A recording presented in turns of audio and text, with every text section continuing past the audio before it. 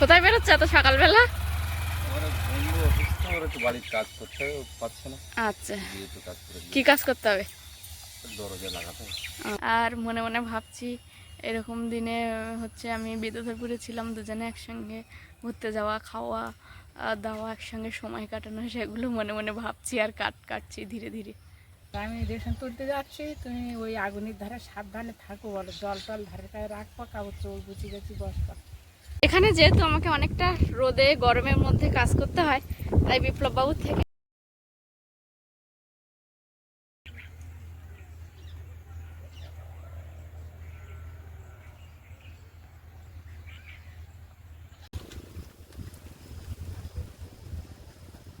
নমস্কার। আপনারা সকলে ভালো আছেন তো? আবারও ফিরে এলাম পুরাতন ছন্দে পুরাতন গন্ধে, সাথী বিপ্লব ব্লগের আরও একটা সম্পূর্ণ নতুন পর্বে। নবাগত পুরাতন সকল দর্শক বন্ধুকে স্বাগত জানিয়ে সম্পূর্ণ একটা নতুন পর্ব শুরু করছি, একেবারে দিনের শুরু থেকে। তো আপনারাও সেই ভিডিও শুরু থেকে থাকুন, আশা করব আপনাদের ভালো লাগবে। যে সকল দর্শক বন্ধু প্রথমবারের জন্য দেখছেন, চ্যানেলটি যদি ভালো লেগে থাকে বা মনের মণিকোঠায় একটু জায়গা করে নিতে পারে, তাহলে সাবস্ক্রাইব করার অনুরোধ রইল। লাইক কমেন্ট শেয়ার করে আমাদের এই সম্পর্কটাকে আরও দৃঢ় ও মজবুত করবেন। চলুন তাহলে পর্বটা শুরু করি। কয়েকটা দিন আগে আমাদের এই লেবু গাছটা থেকে আমরা প্রচুর পরিমাণে লেবু তুলেছি, আর ভাতে খেয়েছি, চায়ে খেয়েছি। এখনও বেশ কিছুটা পরিমাণে লেবু আছে গাছটাতে, চায়ে দেবো বলে আসলাম, কিন্তু দেখলাম তোলার মতো হয়নি, ছোট ছোট আছে, এখনও ঠিক বড় হয়নি।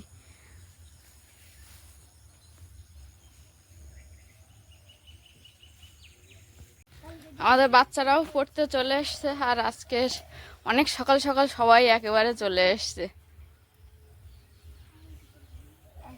এখানে একটু চায়ের জন্য জল বসিয়েছি।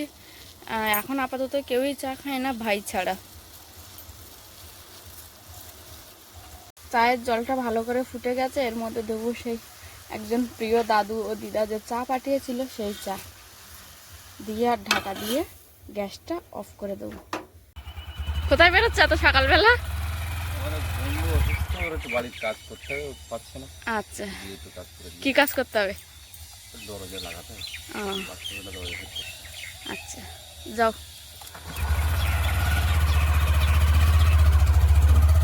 সকালবেলা উঠে ভাইয়ের জন্য এক কাপ চা বসিয়েছিলাম, তারপর চা যেই ঢালা হয়ে গেছে বলছে আমার একটু ভাত দাও, আমি এক জায়গায় বেরোবো। তা আমি জিজ্ঞেস করিনি কেন বেরোবে, সেই চাটা আমি খেয়েছি, আর ও পান্তা খেয়ে বেরিয়ে পড়েছে, ওর কোন বন্ধুর বাড়ি একটু দরজা লাগানোর কাজ আছে, সেই উদ্দেশ্যে।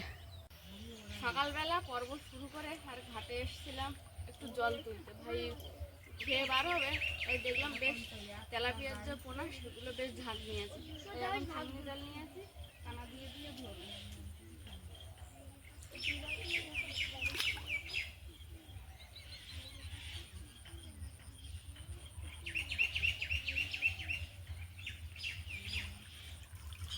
এই দেখুন কতটা করে পড়ছে। নিয়ে আর এই আমাদের বাড়ির মধ্যে বাঁশতলায় যে ছোট পুকুর ছিল, ওই পুকুরে ছেড়ে দেবো। এই এক একবার এরকম পড়ছে, এগুলো নিয়ে আমি ওই পুকুরে দেবো।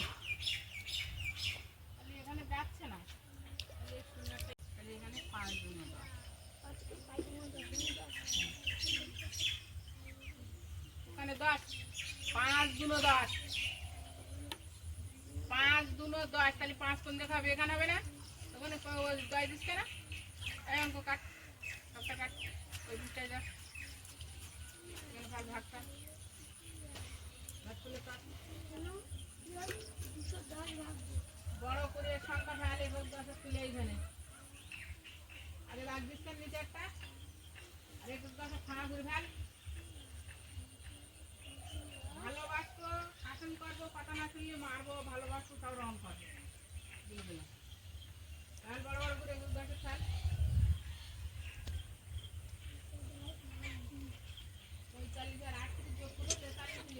অল্প করে করে ধরবো, ধরে ওই পুকুরে ছেড়ে আসবো, না ছোট্ট বাচ্চা তো মরে যেতে পারে।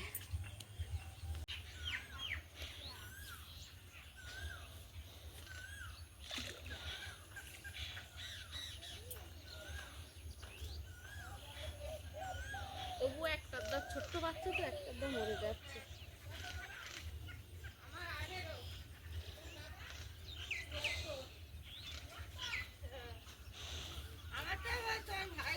চিংড়ি মাছটা ভাইয়েরই জানালার গায়ে ঝুলিয়ে রেখে গেছিলাম, কারণ কি আবার তো এই ছাদে এসে মেলতে হবে, তাই আর নিচেই নিয়ে যাইনি।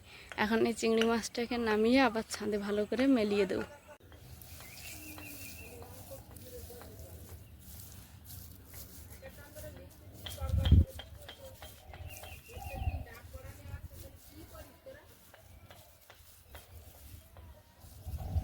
ভালো করে একটু পাতলা মেলিয়ে দিলাম চিংড়ি মাছগুলো। গেলবারের বর্ষাকালে এই রান্নাঘর থেকে আমাদের অনেক ভোগান্তি হয়েছিল, জল পড়ছিল, তারপরে ঠিক করে এখানে রান্নাবান্না করতে পারছিলাম না, খুব সমস্যার মধ্যে দিয়ে কেটেছিল। তাই এবছর বর্ষার আগেই ভাই যখন ওই ফার্মের জন্য তাঁবু নিয়ে আসে, তখন এই ঘরের জন্য একটা তাঁবু নিয়ে এসেছিলো। আর আমি বাড়িতে ছিলাম না, তখন দেখছি তাঁবুটা রান্নাঘরের চালে দিয়ে দিয়েছে। বাড়িতে এসে দেখছি ভাই আর বাবা মিলে পুরো চালটা জুড়ে তাঁবু দিয়ে দিয়েছে। এবার বর্ষাকালে আর কোনো রকম ভোগান্তি আমাদের হবে না। পদ্ম পুকুর, যে পুকুরে প্রচুর ফুল একটা সময় ফুটেছিল, তারপর যখন গাছগুলো মরে গেছিলো ভাবছিলাম হয়তো আর হবে না, বছরে হয়তো এক আধবার হয়, আর তারপর পুরো পুকুরটাই মানে ব্যবহারে অযোগ্য হয়েছে। তারপর দেখলাম আবার ঠিক সিজন আসার আগ মুহূর্তে পাতাগুলো আস্তে আস্তে গজিয়ে উঠছে সুন্দরভাবে। তারপর এখন বেশ কয়েকটা কুড়িও আছে, দু একটা ফুল ফুটেও গেছে। আমাদের গ্যাসের চুলাটায় তো সেইভাবে রান্নাবান্না করা হয় না, একটু জল গরম, একটু চা, একটু লঙ্কা ভাজা, এগুলোই করা হয়। তো এখন বাড়িতে এসে দেখছি ধুলো পড়ে গেছে। এখন আমি এইটাকে ভালো করে পরিষ্কার করব। একটা নেতা আর বালতিতে জল নিয়ে নিয়েছি, নিয়ে ভালো করে এই ধুলোটাকে পরিষ্কার করে নেব। আর আপনারা নিশ্চয়ই মনে মনে এতক্ষণ ভাবছেন যে সাথী তো উঠেছে কোন সকালে, তাহলে এতক্ষণ কেন সাথী ভাত বসালো না? আসলে আগের দিন বিকালে ভাই বলল যে পান্তা খাবে, তাই পান্তা রান্না করার জন্য সন্ধ্যেবেলা দুটো ভাত করেছিলাম বেশি করে, সেটা ঠান্ডা হতে জল দিয়ে রেখেছি। আজকে সকলে আমরা সকালবেলা পান্তা খাবো, এ কারণে আর ভাত বসানোর কোনো প্রয়োজন নেই, অনেকটা সময় পাচ্ছি। তাই টুকিটাকি যে কাজগুলো মনে হচ্ছিল সময়ের অভাবে করতে পারছিলাম না, সেগুলো এখন করে নিচ্ছি।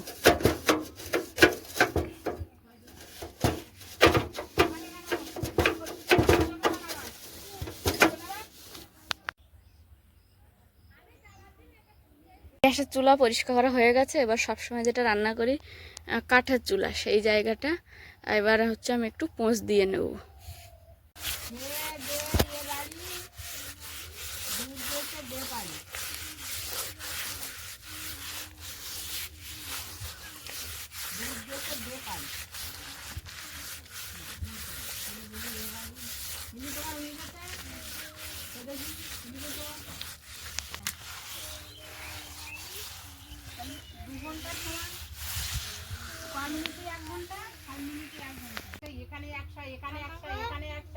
এগুলো সব যোগ করে তো 25।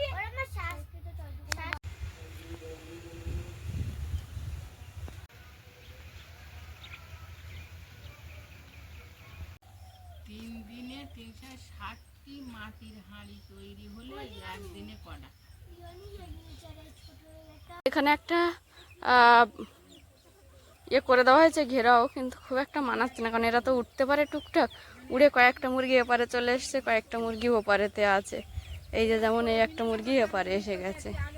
এখানে কিছুটা ধনচার পালা আছে, আমি একটা পিঁড়ি, একটা ছোট কাঠ আর দা নিয়ে চলে এসছে। এগুলো ছোট ছোট করে কেটে নেব, নিয়ে আর উনানের ধারে গুছিয়ে নিয়ে যাব।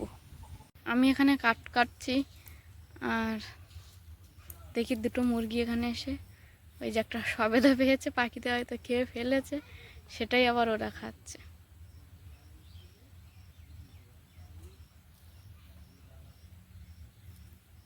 কয়েকদিন আগেই এই মুরগিগুলোকে ছোট্ট একটু একটু ছানা কিনে এনেছিল, দেখতে দেখতে বেশ বড়ও হয়ে গেছে মুরগিগুলো।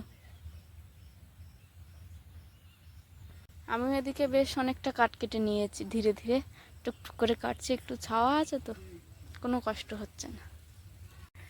এখানে বসে আছি, একটু মৃদুমন্দ হাওয়া হচ্ছে, সেই সঙ্গে টুকটুক করে কাঠগুলো কাটছি। আর মনে মনে ভাবছি এরকম দিনে হচ্ছে আমি বিদ্যুৎপুরে ছিলাম, দুজনে একসঙ্গে ঘুরতে যাওয়া, খাওয়া দাওয়া, একসঙ্গে সময় কাটানো, সেগুলো মনে মনে ভাবছি আর কাটছি ধীরে ধীরে।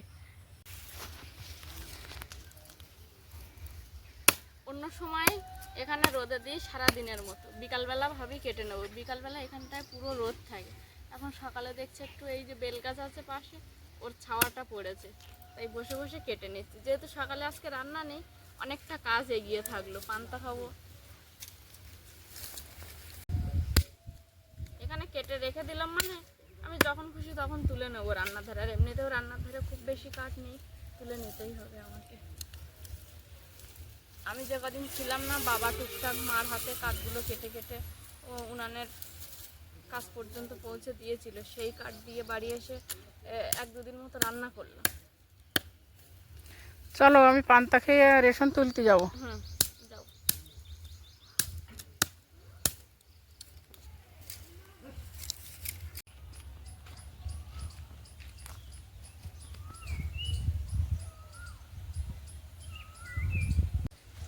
তরুলগুলো গাছটা তুলে ফেলবা। হ্যাঁ, আর ওই দেখো ওই পালার মধ্যে সব তেলাগুচ্ছ শাক, ওইগুলো তুলবা, এটা শুক্তো বানাবো গরমে।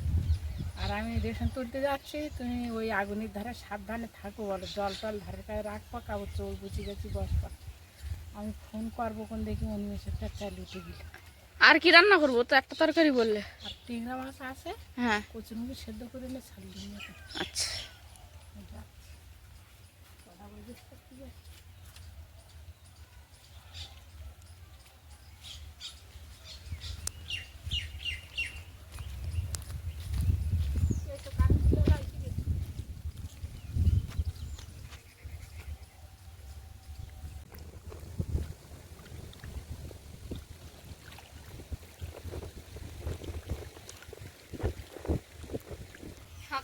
সকালে পান্তা খেয়েছি, মা বেরিয়ে গেছে রেশনে। এখন মা যে কাজগুলো করে সেগুলো আমাকে একা হাতে করতে হবে। তার আগে প্রথম কাজ, বাগানে প্রচুর সবজি হয়েছে, সেগুলো আমাকে তুলে নিতে হবে।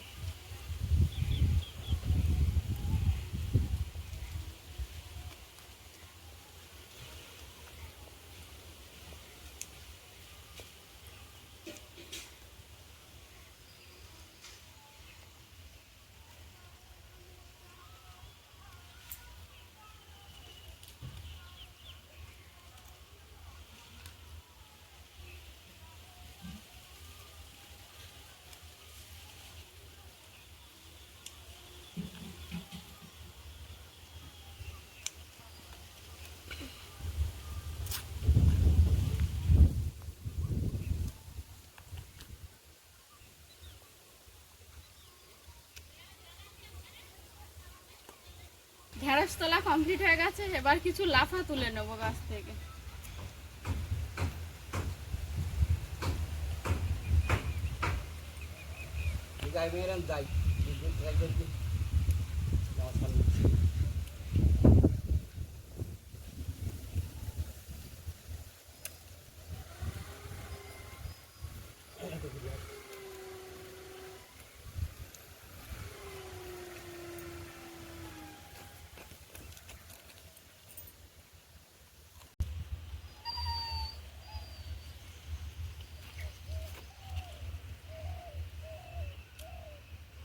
লাফা এমন একটা সবজি, রোজ তুলতে হয়, না হলে বড় হয়ে পেকে যায়।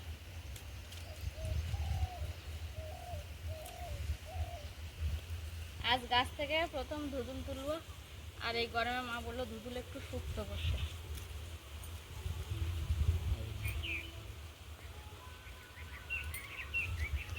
সঙ্গে উচ্ছেও উঠবে, প্রথম ধুদুল আর উচ্ছে আজকে প্রথম উঠবে।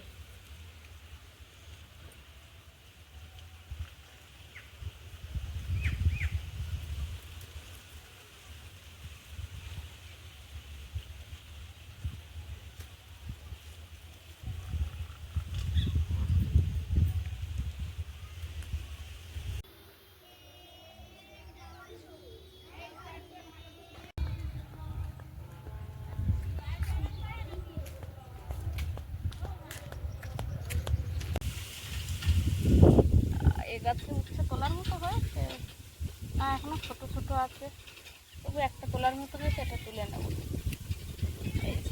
এখানে যেহেতু আমাকে অনেকটা রোদে গরমের মধ্যে কাজ করতে হয়, তাই বিপ্লববাবুর থেকে এই টুপিটা আমি চেয়ে এনেছিলাম। আর বাগানে সবজি তুলতে গেছিলাম, তখন মনে ছিল না, পরে মনে হলো যে এখনও তো আমার রোদের কাজ বাকি আছে, আমি টুপিটা পরে নিই। আর এখানে এসেছি তেলাকুচো শাক তুলতে। টুপিটা পরার একটাই কারণ, মাথায় রোদ লাগবে না, সেই সঙ্গে চোখে যে রোদটা এসে পড়ছিল সেটাও পড়বে না, কারণ এই যে একটা গাঢ় টাইপের আছে, এটাই চোখের মধ্যে পড়ছে, যে কারণে রোদে কাজ করতেও অসুবিধা হচ্ছে না, বেশ সুবিধাই হচ্ছে। এই যে এটা হলো তেলাগুজা গাছ। এই গাছের ডাঁটা খেতে ভীষণ ভালো লাগে।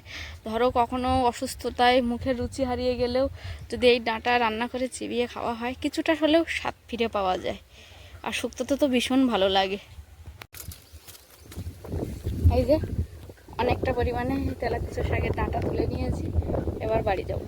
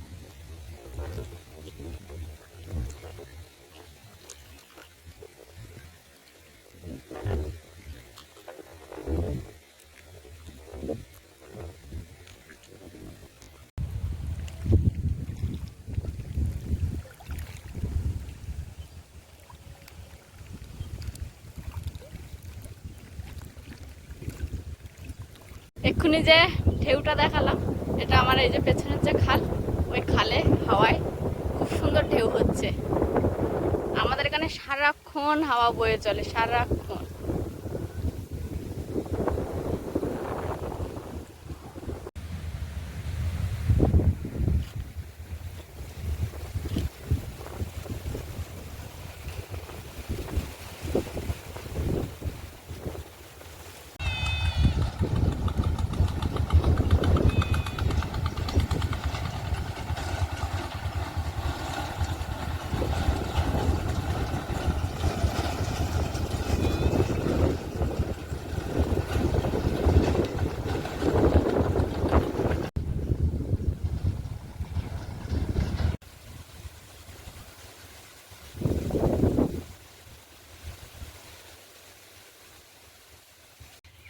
সকালে ছাওয়ায় বসে বসে এই কাঠগুলো কাটতে পেরেছিলাম, ওগুলো আর কাটতে পারিনি। এই কাঠগুলো এখন নিয়ে আমি রান্নাঘরে যাবো।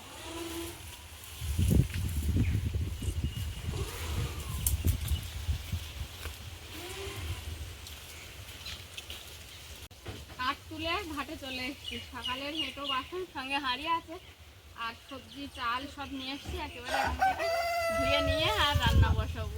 এরা সব সকালে ছুটে হয়ে যাওয়ার পরে বাড়ি থেকে স্নান সেরে এসে আমাদের বাড়ি থেকে ব্যাগ নিয়ে স্কুলে যাচ্ছে তিনজন একসঙ্গে।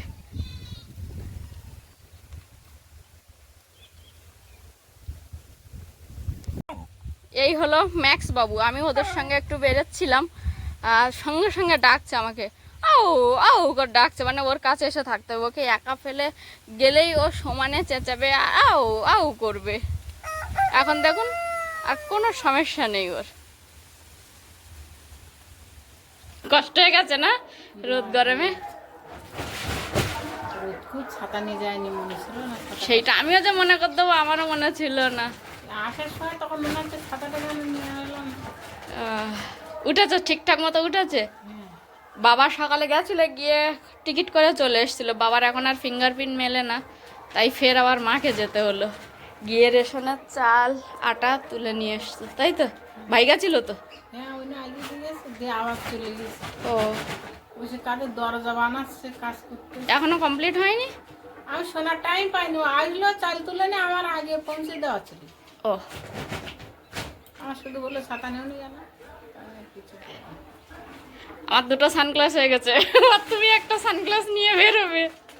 রোদে চোখে পড়লে না ওটা ভীষণ কষ্ট হয়। আমার তো মাথা ধরে, ওই জন্য আমি একটা টুপিও এনেছি তো বড় ছেলের কাছ থেকে। এই ছোট বস্তাটার মধ্যে আছে আটা, আর এই বস্তাটার মধ্যে আছে চাল।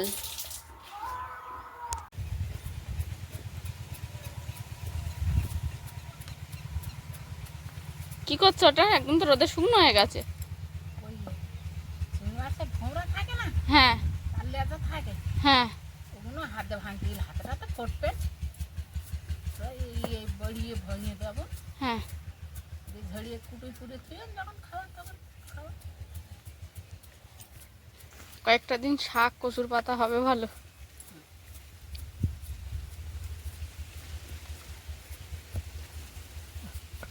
আচ্ছা মা, এমনি ধুয়ে ছাদে ফেলে রোদে দিয়ে শুকনো করে রাখলে অসুবিধা হয় না? ছাদে ফেলে বালি উঠবে। না মানে নেটের ওপরে দেবো। হ্যাঁ। তুমি যেটা লবণ দিয়ে উনানে মানে একটু ভাবিয়ে নিলে, ওটাই কি কেন করলে? আর এমনি যদি দাও হয়? লবণ হলুদ দিলে কি হয়, পোকা হয় না, মাছে গন্ধ হয় না। ও আর ওইভাবে দিলি দীর্ঘদিন থাকলে আস্তে আস্তে একটা পোকা তৈরি হয় মাছে। ও লবণ হলুদ দিলে ওই পোকাটা আর হয় না। ও, সেটাই আমি বলছিলাম। ওই জন্য দিতে হয়। তুলো নিচে দিই।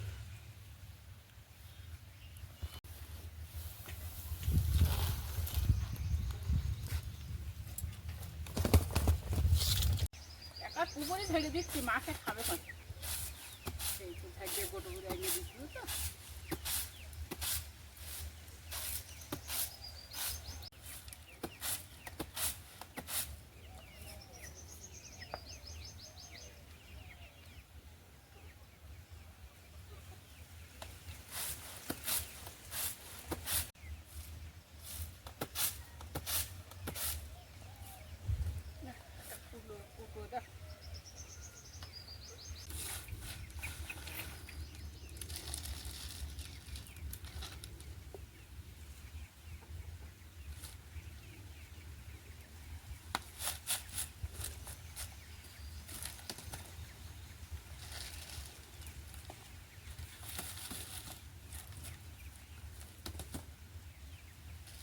এখন অনেক দিন এইভাবে থাকবে বলো এই চিংড়ি মাছটা? অল্প। তো বন্ধুরা, সারাদিনের কাজ করব, রেশন তোলা, সবটা আপনাদের দেখানো হলো। আপাতত পর্বটা এখানে রাখছি। অবশ্যই পর্বটা ভালো লাগবে। আর আমি যেটা বলে থাকি, একটু ভালো লাগলে কমেন্ট লাইক শেয়ার করে আমাদের বন্ধু হয়ে যাবে। এখানেই শেষ করছি। নমস্কার।